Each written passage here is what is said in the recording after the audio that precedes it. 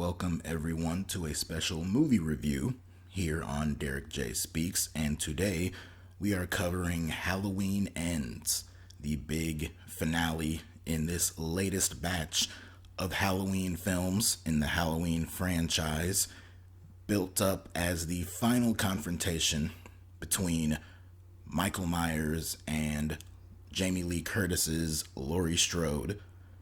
It has been well over 40 years since the original Halloween film, the 1978 film, and for me personally, that is one of my all-time favorite movies in general, not just horror movies, but just purely as a movie itself.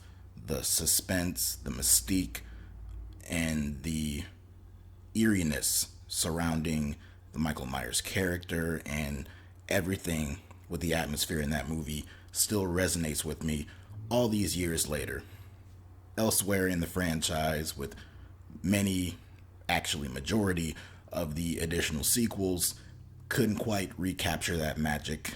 But once David Gordon Green and Danny McBride got together and released the 2018 reboot of Halloween, it really felt like they struck gold with that one in terms of paying homage to the original movie, establishing itself as a continuation, and really building upon the story beats of that one to create its own new, unique story that was almost a love letter to that original and would have been a great final resting point for the franchise and for the Michael Myers character, and brought closure for the Laurie Strode character. But of course, that movie was very successful, was very highly critically acclaimed, and made a whole bunch of money, and so they tacked on 2 sequels to squeeze out a trilogy for this film. The Halloween Kills movie came out last year and was met with much mixed reactions from fans and critics alike, myself included.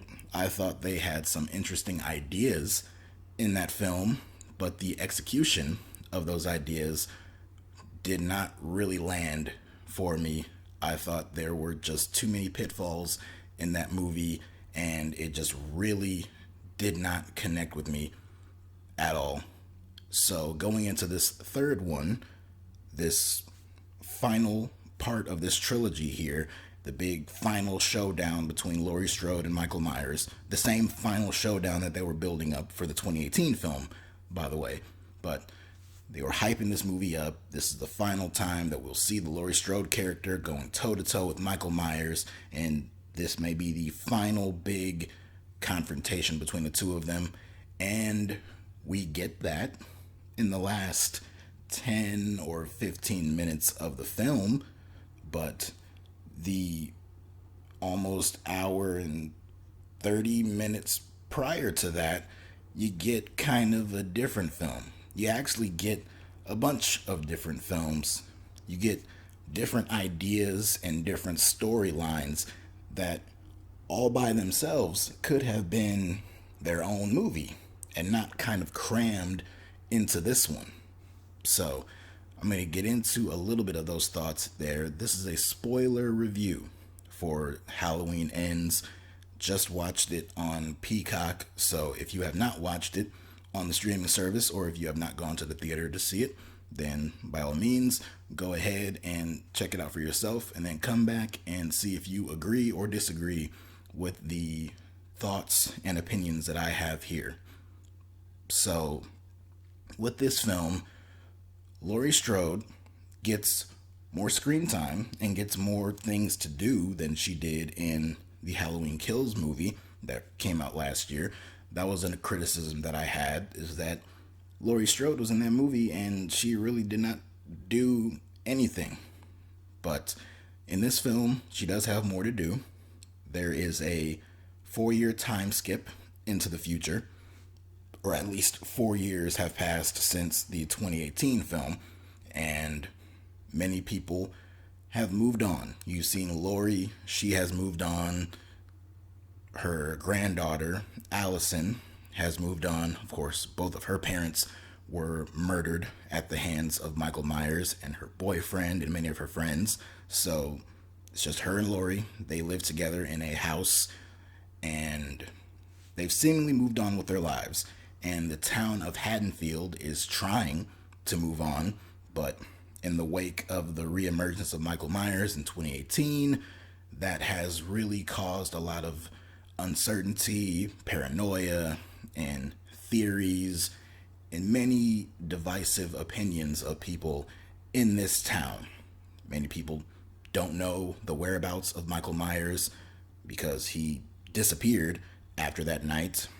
And you have different people who look at people like Laurie and Allison as survivors, but then you have other people who look at them and vilify them and hate them. You have people confront Laurie in the parking lot of a grocery store saying that she antagonized this man and pushed him to commit these murders, which I thought was an interesting concept to do.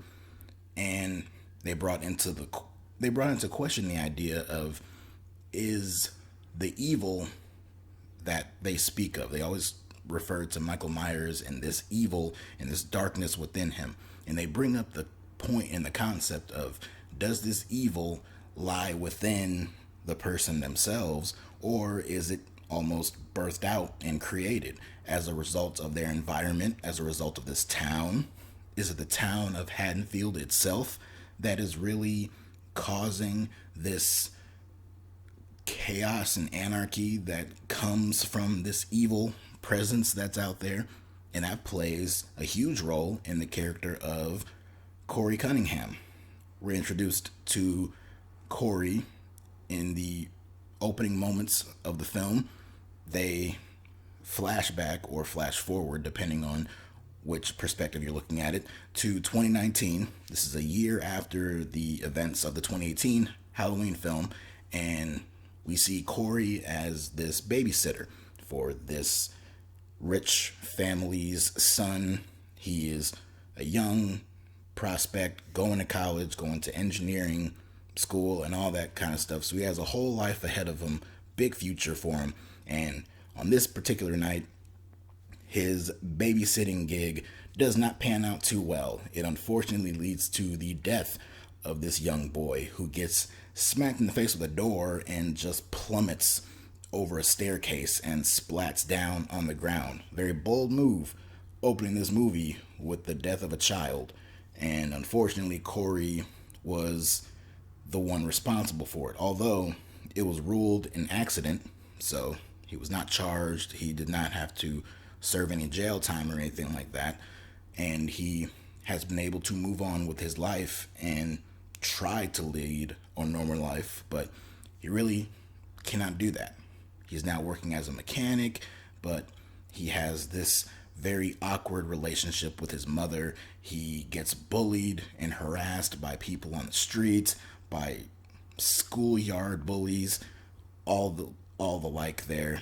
And we see this transformation within Corey, where he is put in a position where he is pulled into a sewer and he comes face to face with Michael Myers, this old man Michael, who has been hidden away down here for years and years. And when given the chance for Michael to strangle and kill Corey, he almost shows restraint, pulls back, and spares his life. And I guess they're setting up and they're trying to convey that maybe some of the evil that is within Michael was transferred over into Corey, because from this point on, the Corey Cunningham character that we see has a drastic shift in his character and presentation. He forms a relationship with Allison, which was set up by Laurie. Laurie introduced the two of them at the hospital that Allison works for. But now, as Allison and Corey are growing closer together, Laurie can see that evil, so to speak, within Corey Cunningham, and now she wants to do everything in her power to protect her granddaughter and separate the two of them before anything horrible will happen, which already has up to this point, because now Corey has begun murdering people as well. And he is doing so with the help of Michael Myers. It's almost like this buddy cop duo of Corey and Michael committing murders now. You see in one house a doctor and a nurse, where Corey is killing the doctor outside on the patio. Meanwhile, inside, Michael Myers is stabbing and pinning the nurse up against the wall. So it's almost like they formed some kind of bond. Maybe Corey has some type of control over Michael Myers, and that's a good chunk of the movie. You see Corey forming this bond with Michael Myers, and the two of them killing together on some kind of killing spree, which you don't see too many kills, but they are kind of working together. Meanwhile, he is getting closer with Allison, and he's convincing her that this town of Haddonfield is no good. It's not good for either one of them, and he's convincing her to run away with him and leave Haddonfield forever, leave it all behind, and also somehow convinces her that Laurie is trying to kill him. And so that becomes the big part of the movie. And so they're building this whole idea up of maybe this evil has been transferred into Corey. Maybe he is going to become the new Michael Myers. You see the two fight, Corey and Michael. They fight in that same sewer, and it ends with Corey getting the better of Michael and even stealing his mask. And he proceeds to kill some of those bullies who were harassing him earlier in the film, left him for dead. He murders all four of them, all the while wearing the Michael Myers mask. And he even hunts down Laurie with that same mask. But then Corey is disposed of. He kills himself in a way that looks like maybe Laurie did it, right as Allison walks through the door and witnesses it. So Corey's dead, and then Michael Myers, or he's not dead yet, because Michael Myers reappears. He regains his mask, and then he snaps Corey's neck, and then that kills him. And then the last several minutes of the movie becomes what the trailers were hyping up, what the promotion was hyping up, and that's this final confrontation between Michael Myers and Laurie Strode. And I really thought that it was kind of a bait and switch there, because this entire movie was building up these really interesting points, these very daring and bold ideas of who is creating this evil, how is this evilness being manifested here? Is it the town? Is it within the person? This young guy who made this one mistake on this one night turned his entire life upside down, and now, after staring death in the face the way he did with Michael Myers, he has taken on the Michael Myers essence and spirit, and he is now becoming this evil boogeyman that the town has been painting him out to be. And I just felt like all of that was basically completely forgotten about in the last couple of minutes of the film, and it just got traded in for what most fans were probably going into this movie expecting already, which was Michael Myers and Laurie Strode. So David Gordon Green and Danny McBride, who wrote the 2018 film and wrote the sequel, Halloween Kills, from last year, they once again wrote this movie, but there were at least two additional writers on the film. And so I'm wondering if maybe there were a bunch of ideas they wanted to put into this movie, and they just threw them all in there without any real regard for how it would all mix together. And to me, it just really did not connect very much, because the last few minutes of the movie is that confrontation with Michael Myers and Laurie Strode, the two of them stalking each other, fighting, and it ends with Laurie being able to pin down Michael and slit his wrist. Allison comes back in. She helps her grandmother break his arm, and then Laurie slices his wrist, lets him bleed out, and die. And then they take the body, police come in, they take the body and they strap him to the roof of their car, and all the while, the Haddonfield police are following them. Many residents of the town are following them as well. You see the little kid, Julian, who had a breakout performance in the 2018 film. He's a little more grown up. He's walking along there, and you see some of the other victims and just other members of this town all standing side by side as they drag Michael Myers' corpse to the junkyard and throw his body basically in some type of grinder, compactor, an auto machine of some kind, and his body is just mangled and destroyed, and he is officially pronounced dead, and no coming back from that. Although I didn't really stay for the after credits, so I don't know if there was any breathing or anything like that, but it looks like they put an emphatic end to the Michael Myers character. And so I thought that ending really worked, and with the story that they have been telling through these 3 films, I thought that that ending matched the tone and the story set up in the previous 2 films. However, that moment is the last 15 minutes of this hour and 50-minute movie. And so the entire first chunk of it is building up this entire story with Corey and all of this that really didn't amount to much of anything, in my opinion.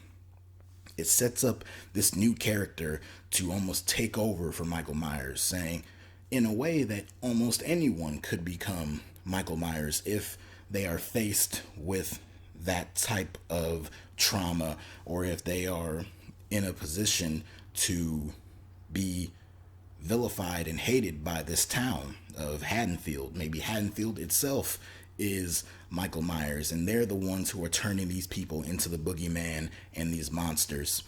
All very interesting concepts that really did not get a whole lot of follow-up.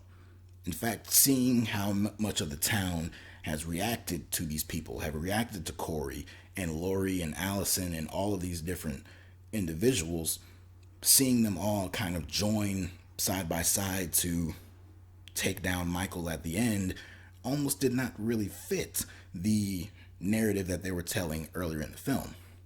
So I thought there were just several different ideas, all of which worked seemingly well enough on their own. They really could not mesh together and produce a very good final product here. And obviously I say final in quotation marks because this is not the last time we will ever see Michael Myers on the big screen. This is not the last Halloween movie we'll ever see. I'm sure in a good 5, 6, 7 years from now, this franchise will be rebooted again and we'll start this whole story all over again. Could this be the last time we see the Laurie Strode character? At least with Jamie Lee Curtis playing the role, yes, because honestly, you can't put the genie back in the bottle. You have rebooted the franchise a few times now with Jamie Lee Curtis, and you have built up the idea of her coming back to the franchise and her character having this last big confrontation with Michael Myers. And we got that in 2018. And then they made 2 additional movies that really did not need to be made. The 2018 film was not perfect, but it was great. It was a great movie, a great love letter to the original, and a great basically cap and seal on this concept, on this franchise, and on this story. But they set things up for the 2 following sequels, and neither movie could really capture that magic. I did like this movie better than Halloween Kills, where there are almost no redeeming qualities, because the concept set up in that movie, while interesting to a point, with the town rising up against Michael, even that is not completely original. We've seen that in previous movies like Halloween 4, but I thought the way that they executed those ideas was just very difficult to get into. I didn't find this movie very difficult to get into or frustrating or anything like that. I did find it kind of comical at points, but I thought with the story that they were building up, I thought it was a bold direction that they were going in, and it just really did not stick that final landing. And for people who are hardcore fans of this franchise, they might feel a little deceived by this movie because a large chunk of this movie is not exactly what they have been promoting for these last few months. So I'll leave that up to you guys as far as how you feel about that and how you feel about what this story really culminated to. So leave your comments down below and tell me what you thought about this movie, what you've thought about the franchise up to this point. And as always, if you like what you see and you like what you hear, go ahead and leave a comment down below, leave a like, and subscribe to the channel, and follow me on Twitter at DerekJ Speaks, where I will be reviewing more wrestling content. We'll get back into wrestling later on in this month and throughout the remainder of the year. So until next time, take care.